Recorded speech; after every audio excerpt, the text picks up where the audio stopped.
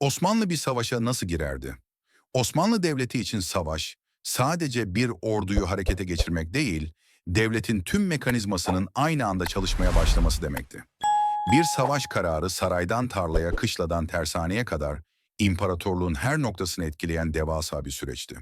Osmanlı'da savaş kararı aniden alınmazdı. Önce diplomasi konuşurdu. Elçiler gönderilir, uyarılar yapılır, şartlar zorlanırdı. Eğer karşı taraf geri adım atmazsa, mesele artık Divanı Hümayun'un gündemine girerdi. Sadrazam Kazaskerler Defterdar, Nişancı ve Kaptanı Derya Divanı Hümayun'da görüş bildirirlerdi.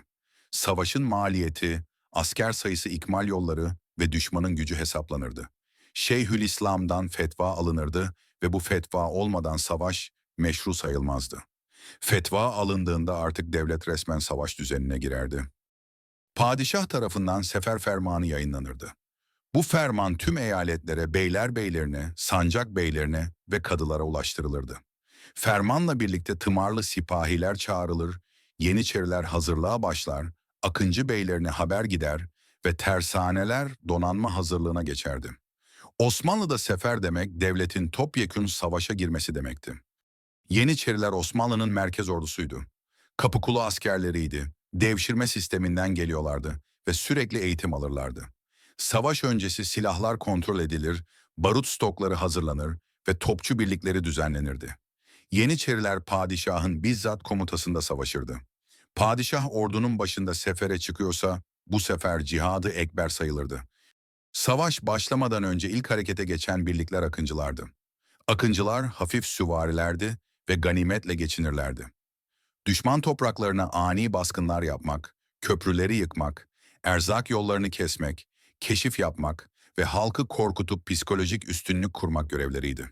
Akıncılar düşman ülkeyi savaş gelmeden önce adeta felç ederdi. Osmanlı ordusunun bel kemiğini oluşturan en büyük güç tımarlı sipahilerdi. Bu sistem dünya tarihinde eşi benzeri zor bulunan bir askeri organizasyondu. Çünkü Osmanlı yüz binlerce askeri devlete neredeyse yük bindirmeden sürekli hazır tutabiliyordu. Tımarlı sipahi maaşlı bir asker değildi. Devlet ona para ödemezdi. Bunun yerine ona toprak verirdi ve bu toprağa tımar denirdi. Sipahi barış zamanında bu toprağı işler, köylünün güvenliğini sağlar, vergisini toplar ve bölgenin asayişinden sorumlu olurdu. Karşılığında devlete sadece savaş çıktığında atı, silahı ve askerleriyle birlikte orduya katılma borcu vardı. Her sipahinin sahip olduğu tımarın gelirine göre getirmek zorunda olduğu asker sayısı belliydi. Gelir arttıkça getirdiği asker sayısı da artardı. Osmanlı Devleti ne silah alıyordu, ne at veriyordu, ne maaş ödüyordu ve ne de asker besliyordu. Ordu kendi kendini besleyen bir sistemle büyüyordu. Osmanlı ordusu sefere çıktığında tek bir noktadan toplanmazdı. Ordu İstanbul'dan yola çıkar, güzergah üzerindeki eyaletlerden geçtikçe büyürdü. Her sancakta o bölgenin tımarlı sipahileri hazır beklerdi. Beylerbeyi ve sancak beyleri askerlerini toplardı ve sipahiler kendi birlikleriyle orduya katılırdı. Böylece ordu ilerledikçe sayı artar, güç artar ve cepheye yaklaştıkça ordu devasa bir güce dönüşürdü. Osmanlı ordusu sınırı geçtiğinde artık on binlerce kişilik devasa bir ordu ile ilerlemeye başlardı.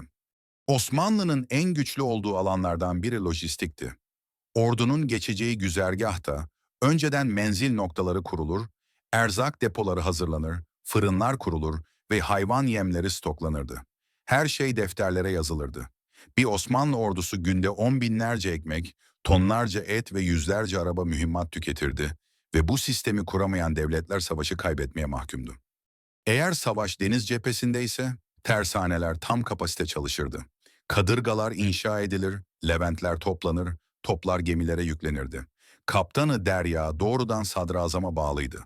Osmanlı donanması Akdeniz'de bir dönem dünyanın en güçlü deniz gücüydü. Ordu sefere çıktığında önde akıncılar, ortada yeniçeriler ve topçular, yanlarda sipahiler, arkada erzak kervanları ilerlerdi. Her gün kaç kilometre gidileceği belliydi ve konaklama noktaları önceden planlanırdı.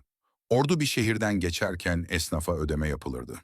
Zorla mal alınmazdı ve disiplini bozan asker ağır cezalandırılırdı. Savaş günü topçular önce ateş açardı. Düşman safları bozulunca yeniçeriler ilerlerdi. Sipahiler kanatlardan kuşatırdı Ve bu taktik yüzyıllarca Osmanlı'ya zafer kazandırdı. Osmanlı için savaş plansız bir saldırı değil, rastgele bir ordu yürüyüşü değil, bir devlet organizasyonuydu. Vergi sistemiyle, toprak düzeniyle, ulaşım ağıyla, askeri eğitimiyle ve lojistik gücüyle Osmanlı Savaşı bir bilim haline getirmişti. Bu sistem 3 kıtada 600 yıl ayakta duran bir imparatorluk yarattı. Beğendiyseniz abone olup yorum yaparak destek olabilirsiniz.